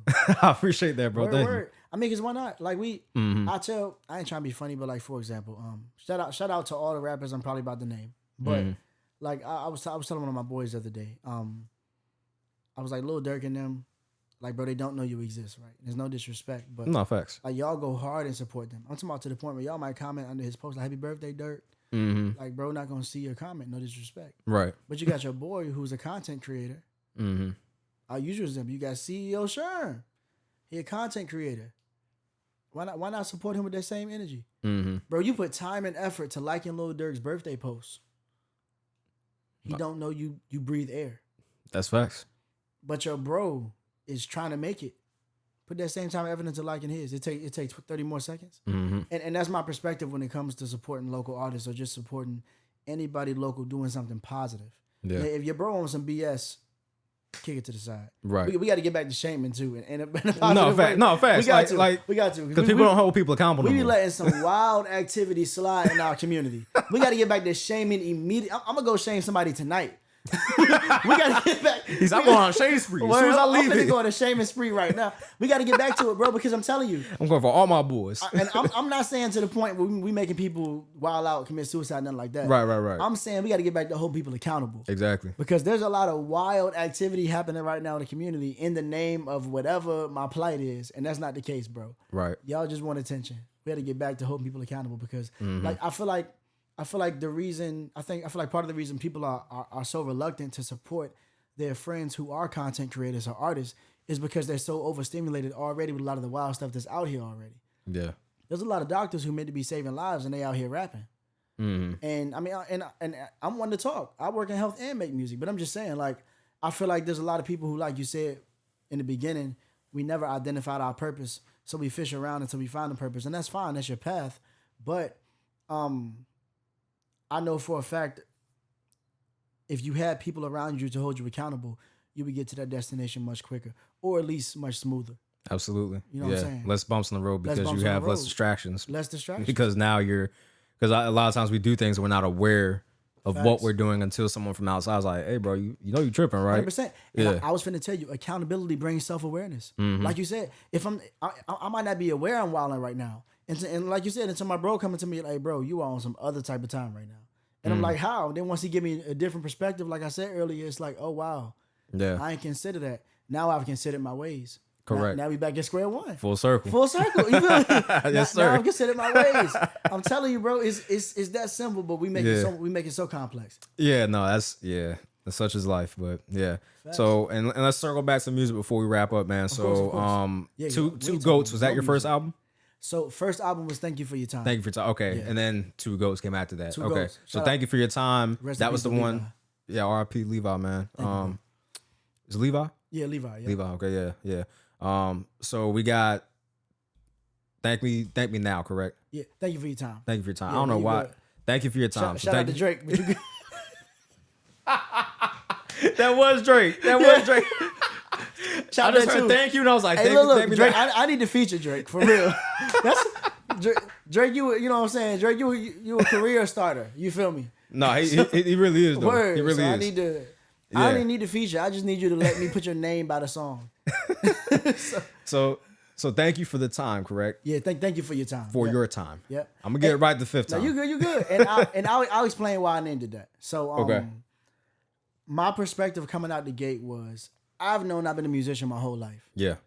I've known I felt like because of my struggles, like my uncle's murder, my family medical issues, my sister, shout out to her. Mm-hmm. The very last song is about my sister. It's called Chosen Children Freestyle. Okay. If you listen to that, you hear some of the stuff she's went through. But with her cystic fibrosis situation. Mm-hmm. I mean, just little stuff like that. Like I'm just to share some of her story, bro. Doctors gave her death sentences multiple times. She wasn't supposed to make it to 8, wasn't supposed to make it to 14, wasn't supposed to make it to 21. Now she's 29. Wow. But cystic fibrosis is a terminal illness that affects the lungs. It's a gene mutation. Yeah. Some speculate that it's caused by vaccination. I kind of agree, but I'm not going to get into that. But it's a gene mutation that affects the bronchial tubes in the lungs and then affects the way the body assimilates nutrients and digestive enzymes. Mm-hmm. So you can imagine that if the body can't assimilate nutrients properly, a lot of issues take place. Right. And if the lungs can't expand the way they're supposed to, a lot of issues take place because the lungs are the biggest organ in the immune system. Mm-hmm. Not the most important, but the biggest. So right, you feel me? So right. I'm just being funny, shit. But you good? yeah. But I said all that to say and anybody with asthma who understands how asthma works, you know, there's an overproduction of mucus with asthma too, and the body is usually severely dehydrated with asthma. So you have this liquid that the lungs make called surfactant. It's like WD-40. It's real smooth. Mm-hmm. You want that. If the body is dehydrated, or if water doesn't get to the lungs the way it should, the lungs will turn to mucus. Mm-hmm. Mucus is much thicker. It's much harder to work through. So I said all that to say there's a lot of components that go into the illness.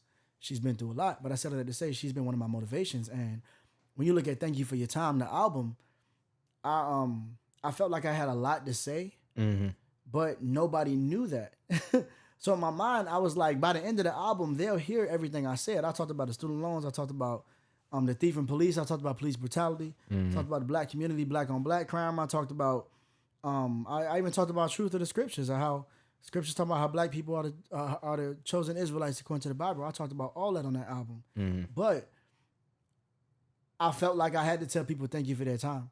Yeah. Because at the time, who was I? You know what I'm saying? Right. Like, who am I that you're going to actually give me your time and listen to this? So the fact that you listen, thank you. The fact that you listen, I appreciate that. Thank you for your time. Okay. And that's how I came up with that name. Okay. I like that. Because I talked about so much, and there was a lot of people who hit me up afterwards, and they was like, yo, this is fire. And I was like, well, thank you for your time. Because I appreciate that. Nice title plug. Yeah.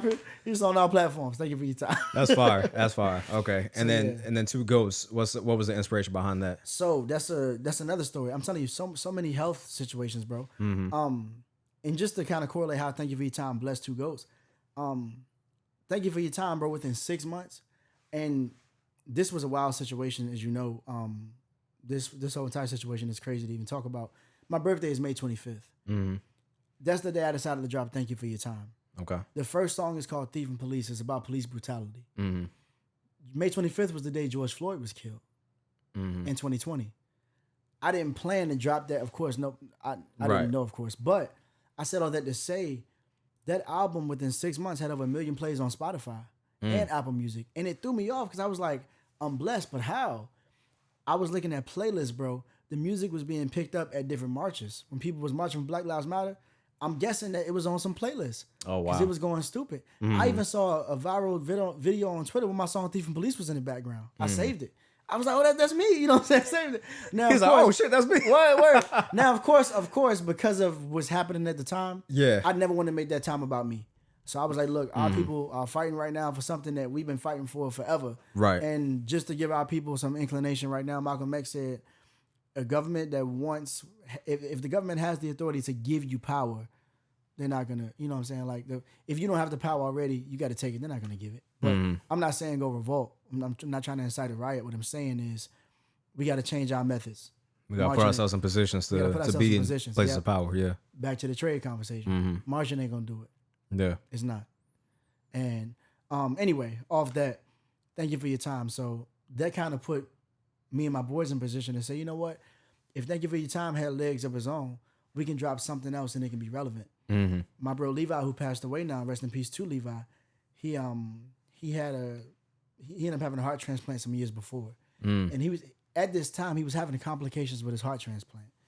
So was it rejecting the organ or? Yeah, well, his body was kind of rejecting. But this is a lot to explain, but Levi has a heart condition. Levi has a spinal condition he was born with called arthrogryposis, I believe. And there's a very severe deformity with the spine. When you look at the nervous system, the way the nervous system works is nerve supply and blood supply regulate organ function. So what that means is if there's a physical distortion, that can create an autonomic dysfunction. And the best way I can explain that is, like, for example, when you see people who are hunched over like that, with issues like that, a lot of times they'll have tachycardia or heart palpitations or breathing problems. And the reason that is because the sinoatrial node or the blood or the nerve supply to the heart is in the middle back. If that doesn't get the proper stimulation, blood supply, and nerve supply, or if that is disformed, now you have compromised that organ function too, because the nerve supply connects to that organ function. Right.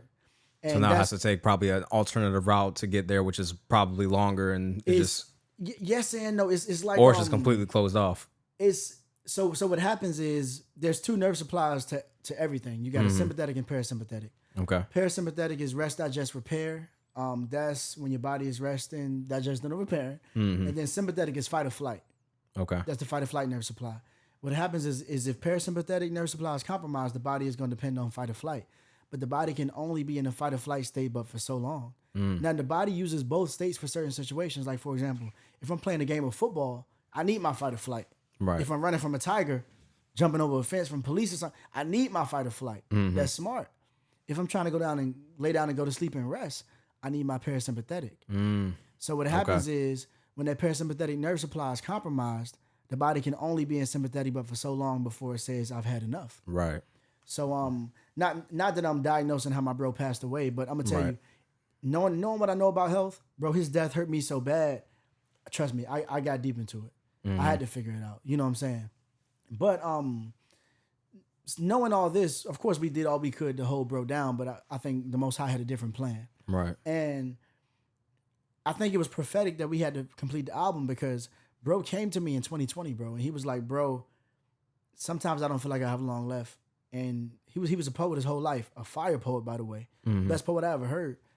It was like for everything he lacked physically with his disability, I wouldn't even say he lacked it, but for everything Levi didn't show others physically because of his disability, bro, his pen made up for it. It was ridiculous. And you can hear that on 2 Goes right now, bro. But he came to me in 2020 and was like, bro, he had just got out of the hospital. He was there for like 2 weeks. For his body was kind of rejecting his heart. And I want to say he had his heart for 3 or 4 years at that time. 3 years at that time. 4 years. And he came to me and was like, bro, I don't feel like I have long left. And, you know, I'm a musician. I want to put something on record for my family. Bro, the first song we recorded for him was a song called If I Die. And it messed me up because being the song we played at his funeral, it messed me up. You know what I'm saying? Yeah. But I said all that to say, he was out the hospital for 3 days. So we created a SoundCloud mixtape called 2 Goats in 3 days. And what it was is just 2 goats making music in 3 days. And it was 5 songs that we put together. And it really was just him telling some of his story. And after that, we kind of got song happy and was like, if we did 5 songs in 3 days and it has over 500,000 plays on SoundCloud, not only can I release Thank You For Your Time, but we can do another joint album where you really can tell your story, bro. Right. So that's when the idea for 2 Goats 2 came. And we completed Two Goats 2 7 months before he passed away. So we completed it August 2021. Yeah. He passed away January 2022. Wow. And that was recent. Wow. Yeah. Bro, very recent. And it's still difficult, but naturally, I'm grateful for his inclination to come to me and say, bro, we got to get this music out. Like for somebody to tell you, you don't have long left, and for him to tell me that 2 years ago, I'm thinking about it and I'm like, nigga, bro, stop. Like, we gonna pray against that. I'm like, bro, I know all I know about health. You gonna be good. You know what I'm saying? Like, we gonna be straight. We gonna make this work. You feel me? Yeah. And I guess the Most High put it in him that he had a different plan. He was like, his mission is gonna be complete soon. He got to come home with me, and you gonna still have to complete that mission. But it was a different kind of it's a different kind of feeling now listening to the album. Yeah. For sure. Because we had a lot of fun when we made Two Goats, and you can hear it in some of the songs.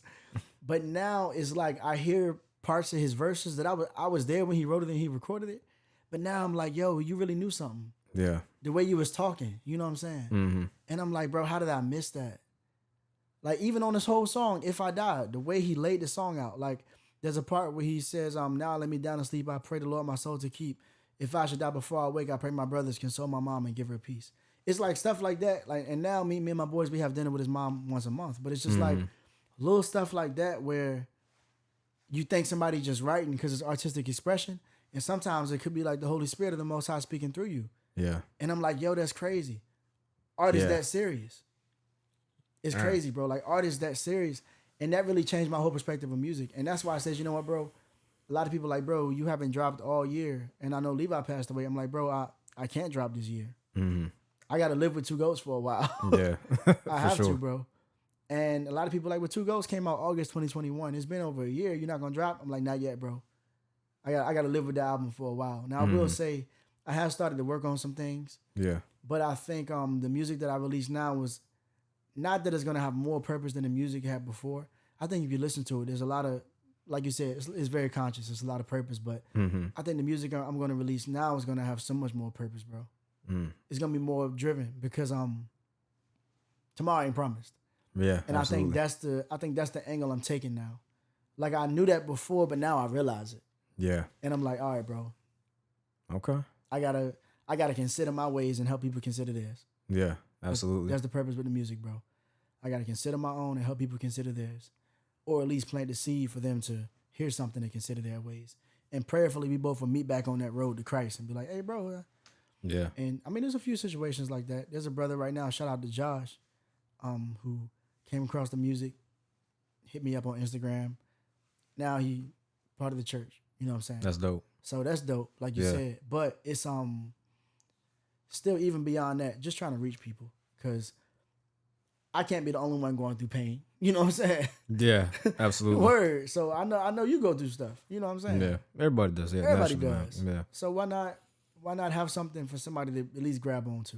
Yeah. You know what I'm saying? For sure. Because we all share those similar tears and we have those similar fears. But I'm rambling, but I hope I answered the question. No, you good. Yeah, you did for sure, bro. For sure. Word, I appreciate that. I appreciate that, man. Word, bro. Yeah, and I feel like a lot of people, you know what I'm saying, and that's why I'm so big on therapy, is because a lot of people don't really, like, you know, obviously physical health is very important, it's paramount, but mental health is also important too, because if your mental health goes, everything else is going to fall, you know, physically. You know what I'm saying? Like, your body's going to start shutting down because you can't even function properly. You know what I'm saying?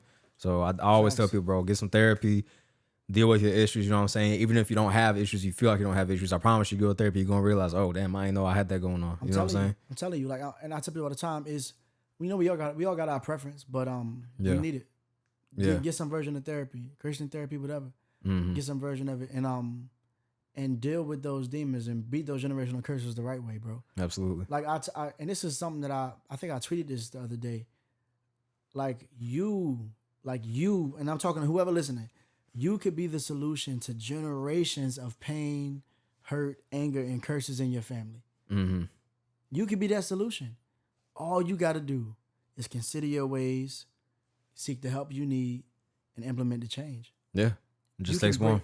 Is that something you can break all those curses, bro? Yeah, that's why I tell people, like, the whole issue with, like, racism and stuff. Like, racism is never going to go away until somebody inside that generation decides to break that chain. You know what I'm saying? Because all it takes is a child of a racist to say, why am I looking at this person that's a different color than me in this type of way? Why am I treating them differently than I would treat someone that looks like me? You know what I'm saying? No, and when they break that, that's when those issues are going to start being lifted. It's a generational issue as far as racism. And I was about to say, and everything is a learned behavior, like you said. So absolutely. I learned prejudice from my parents, type thing.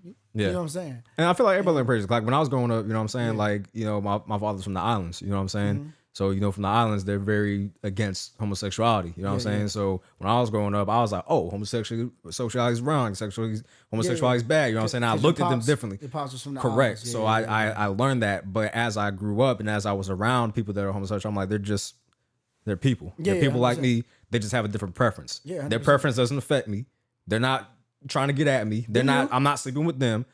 So it doesn't matter. You know what I'm saying? Like, they're just another person. I'm gonna do me, you do you. Exactly. You know what I'm saying? So those things like that, you know what I'm saying? Like when you break those curses, it's like, now I see things in a different light. Now I see that was wrong. You know what I'm saying? So now I approach life differently. Now I deal with things differently than I would have when I was younger. You know what I'm saying? Everybody grows, everybody evolves, or at least you should. That's the goal. Yeah, at least you should. At least you should. Right. And what I'll say is, and this goes back to what I was saying, like everybody's sensitive difference of opinions. I think that's what makes it worse, because you don't have to agree with somebody's lifestyle, but you don't got to disrespect them. Right. Exactly. And I think that's the biggest key. There's a lot of, bro, I believe in Christ. I'll say Israelite, but Christian, pre-Constantine Christianity. The only difference is that my belief is I believe in Christ. I believe he died for our sins. But the biggest difference in my belief is that the minorities around the earth, I'm talking about not just black people in America, I'm talking about anybody who had anything to do with that African diaspora who was on that transatlantic slave trade. So that's your people in the islands. Yep. That's everybody who had anything to do. As Puerto Ricans, Dominicans, as much as they want to say they're not black. No, how you think they got on that island? You got dropped off, bro. You was dropped off. Exactly. I'm telling you, there's Puerto Ricans, there's Dominicans, there's people in Haiti, there's people in Australia, there's people in UK. Anybody around the world who had anything to do with that transatlantic slave trade. My personal belief is that that's biblical prophecy according to Deuteronomy 28. You are the Israelites according to the Bible. And there's millions of scriptures to back that up. Millions, but it's hundreds of scriptures. No, I got you. Yeah. Hundreds of scriptures to back that up. Right. But I said all that to say, with that being my belief, of course my belief is shaped through the scriptures. So but my thing is Christ taught in love though. So if I don't agree with somebody's lifestyle, I'm not gonna come at them in all types of prejudice or whatever. How am I gonna reach them that way? Right. And then even if they don't agree with me, so be it. Be at peace. Right. Why am I hating on bro or sister or whatever? You know what I'm saying? Because if my true belief is that this is the truth, then the truth is gonna prevail regardless. Live my lifestyle in the way that the truth is gonna show. And of course you can't avoid offending people. I ain't saying be sensitive. I'm just saying be respectful. Yeah, and I feel like being offended is very much a choice. Depending on what it is. Like if I blatantly come out and say something disrespectful to you, you should feel offended. Of course. But if I say something that is unintentionally, perhaps out of ignorance, but if I say something to you that's unintentionally not meant to be taken to man, like if I say, if I address a woman as a female, for example, you know what I'm saying? Some people get offended by that. Yeah. When I'm simply describing a gender, a sex, I will literally say a male to describe a man. You know what I'm saying? It's the same. It's the same. I don't have any prejudice or anything like that. Now, if I say female and address you as such, then you should be offended. Now, you know what I'm saying? Now I'm being disrespectful. Correct. But like you said, I'm not, because I tell people all the time, even the Bible say male and female he made them. So you know what I'm saying? Like man and woman. Yeah, I think it's about the tonality of what you're saying, like the tone that you speak and the intention behind your words. That's what I was about to say. It's about the delivery. It's about that's when the offense should be warranted or not. Facts. And there's certain things where there's teachable moments, because there's something where my intention can be good, but my delivery can still be offensive. Yeah. But it's all about teaching somebody. Because a lot of, like I said, the Bible says you err because you lack knowledge. So I think a lot of people, we lack knowledge in certain situations, or we destroy it for a lack of knowledge. So if I offended you in any way, I feel like you're the type of person where you would come to me out of love and be like, look, bro, this is what you did that's offensive. This is a better option. You know what I'm saying? Yeah, facts. Yeah, for sure. Yeah, and it doesn't have to be like on a rah-rah type of time, or no like crazy like look, you can have a conversation, be like, look, this is what it is, and you decide what you want to do with that. You know what I'm saying? Facts. You know what I'm saying? And if you decide, okay, well, I'm gonna keep doing what I'm doing, like, okay, cool, that's fine. Cool. I probably won't, continue dealing with you, but that's fine. You know what I'm saying? You do what you want to do, and 100%. I'll go my way or whatever. 100%. But it shouldn't be a shouting match back and forth. You know what I'm saying? It shouldn't be anything like that. And that's back to the conversation we was having earlier about relationships and stuff. Where I was telling you, like, were we too old? Like, we said, I'm dating to marry. Yeah. At any woman, bro, listen, if I'm serious with a woman, I see you as my future wife. Yeah, absolutely. And that is what it is. I'm so constituted in that it's not even funny. We too old, bro. Like, we too old. We too old to be sitting here playing 21 questions. What's your favorite color? All this other bit. Like, nah, bro. Like, nah. We talk about some deep stuff. You celebrate Christmas? You know what I'm saying? Like, I need to ask some hard questions. You believe in vaccines? I need to ask some hard questions. Because my thing is, Christ said two can't be together unless they agree. And I'm not even at the age, I'm in the mindset of, I got a kingdom to build. And like you said, I'm so focused on my purpose, it's not even funny. Yeah. So I need a woman that's gonna be my helpmate, like Eve was for Adam, and add to this purpose. Right. Let's build together. You let me know what you believe your purpose is. We gonna make this thing work. Right. I'm gonna tell you what the Most High gave me, and we gonna and then the scripture's gonna tell us what He gave us both, and we gonna You feel me? We gonna make that. We gonna make it work. Yes, sir. But that's why I said this generation, all this instant gratification. You got people with commitment issues because they don't want to let go of the instant gratification, but they deep down saying, well, I'm really just working on me. I ain't got to that point yet. No, you selfish and you don't want to be committed because you still like the gratification you get from attention. Right. Tell the truth. No. But you talking to him. You talking to him. Yeah, but tell the truth. But I said all that to say I respect the honesty, like you said. So if somebody is upfront, or at least if somebody shows me who they are, no reason to have a shouting match back and forth. Yeah. If you ain't ready for commitment and I am, it's fine. Yeah, just be open about your intentions. It's good. Just be upfront with it. 2 up, 2 down, 10 toes to the ground. I need to worry about it. I'm going to go ahead and make this move. Because like you said, I'm going to find somebody who's going to match my energy. Right. And I'm going to find somebody who's going to match my ferventness when it comes to serving Christ or whatever. You know what I'm saying? Or even whatever my mission is. Like you said, you're going to find somebody who match this, bro. For real. Because you're a man who deserves it. You're going to find somebody who worth it. You know what I'm saying? I appreciate that, bro. Yeah, and for sure. I'm telling you, bro. I know I'm talking a lot, but like it's... No, you good. It's real, bro. Like I tell people all the time, the scripture say when a man finds a wife, he finds a good thing.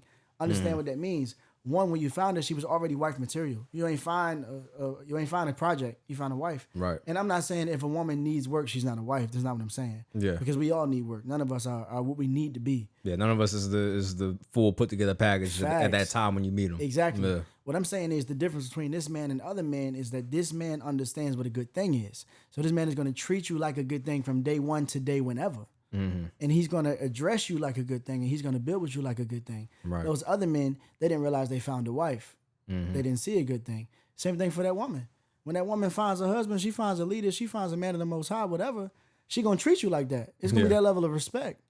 You know what I'm saying? Absolutely. It's going to be that level. Yeah, a lot of people just have superficial understandings of what they want out of a relationship, what they want out of a man, out of a woman. Facts. Women will say, okay, the man has to have this, that, and the third, and he has to have all these other things. However, what are you bringing to the table? You know what I'm saying? If you're just bringing your body, that's not enough. You know what I'm saying? Because you're expecting more of a body from a male than you are providing. You know what I'm saying? And it's for males too. You know what I'm saying? Males are like, okay, well, she had to have this, that, and the third. But okay, well, what do you have to offer? You know what I'm saying? What's your income like? Are you able to provide? Are you able to protect? You know? Bro, I'm going to tell you something, bro. And this is, and I told my boy this, he got mad at me, but he going to see this and he going to see him talking about him. Just, he was having an issue in his relationship. And I said, bro, don't ask the question, what can a woman do for you? I said, be him, be Prince Charming. Like, you looking for a prince, you're looking for a queen, be the king. Be Prince Charming, bro. Be the thing that you say you're looking for. And I guarantee you're going to attract what you're looking for. Yeah. You're looking for a rational woman, be rational. You know what I'm saying? You're looking for a hardworking woman, be hardworking. You're looking for a emotionally intelligent woman, be self-aware. Yeah. Be accountable. You know what I'm saying? Be respectful. And I guarantee 9 times out of 10, you're going to find that. And not even that, you're going to have options. You might find multiple women like that. And I ain't saying be a hoe. What I'm saying is, right? No, the most high gonna bless. You're gonna be able to be like, oh wow, this is a blessing. The harvest is bountiful because there's a lot of good women out here. There's a lot of good men out here too. Right. And I hear brothers and sisters on Instagram all the time complaining about what the accessibility they have. Bro, you got 1,000 followers. It's a good man somewhere in there. You just ain't found them. Because you're not being that yourself. You're not going to come across him. Because when you posting that ratchet stuff on your story, good bro is scrolling past. He not sliding up on that. You know what I'm saying? And same thing for the brother. You in a club throwing whatever every weekend, doing whatever. Sister's scrolling past that. She's not sliding up on that, bro. Like, but think about it, or bro. she might, but that's gonna be the wrong one. That's the one you don't want to attract. That's the one you don't. Yeah. So. And now we back at consider your ways. Once again. Yes, sir. All right, man. Thanks, cool. bro. I'm done, bro. I'm done. I'm talking. No, you good, man. I mean, we covered a lot, man. We went in a lot of places, man. I feel like, the viewers definitely gonna get a lot from this interview. You know what I'm saying? A lot of knowledge imparted as well. So, do you have anything you want to add on concluding up, bro? I don't know. I mean, in conclusion, bro, I just want to give a shout out to you, give you your flowers where I got the opportunity. I appreciate There's something that, else I learned from Levi Death, bro. I mean, we gave each other our flowers. When I look back, I ain't give them enough. And I think there's not too many people who are self-motivated and driven in their purpose. You know what I'm saying? You one of them. So I want to say, bro, keep going, bro. And like I tell everybody, just like consider your ways, put the Most High first, and allow Him to direct your path. I'm trying to do the same thing, bro. And I feel like as long as we all do that, we gonna meet somewhere on the path. We're gonna serve the Father regardless together. So that's the goal. That's the goal. Like I said, greatest thing we can do is serve our brethren. So I'm just trying to figure out how to go platinum too at the same time. Yeah. I like it. Okay, I like it. And, yeah, bro. And where can people find you at on social media? Social media is at Aundre Raashad. It's not spelled like regular Andre. It's AUNDRE RAASHAD. Not Aaron Raashad. Not Aaron Raashad. You probably gonna edit that out. They ain't gonna see that. But it's at Aundre Raashad on everything. And the easiest way, honestly, no flex. Just type my name into Google. All my social medias come up. Knowledge Panel come up with all the streaming information. So if you type it in, you'll get Spotify, Apple Music, everything, and then you'll get my Instagram and everything too. Fire. So just type in Aundre Raashad to Google, and it'll come up. Okay. Well, no, this has been a dope interview, man. Lightning. I learned a lot today. Same. Likewise, bro. No, definitely. Likewise. Like I said, I love doing interviews like that where I learn and I'm able to pass that knowledge on to other people too, because they can listen and they can get that knowledge as well. Facts. Yeah. So once again, thank you, bro. I appreciate you for the opportunity, man. Bless you, bro. For real. Absolutely. All right, y'all. One. Make sure y'all go ahead and follow him on all social media platforms. Make sure y'all go ahead and run his streams up on all social media platforms as well. He's on Apple. He's on Spotify. He's on YouTube. Correct? Yeah, he's everywhere. So make sure y'all go ahead and support this brother, man. Yes, sir. And once again, bro, best wishes to you, man. Best wishes to you in the health journey. Yes, best sir. wishes in the musical journey. Yes, sir. And it's nothing but up from here, brother. So Likewise, definitely appreciate bro. you. Likewise, best wishes and everything, bro. You got your hands in a lot of IT stuff too. Trying to. Yeah. Trying to stay well rounded. Yeah. I'm gonna learn from you. I got you, bro. This will be Yes, up. All right, y'all. Self-Injection out.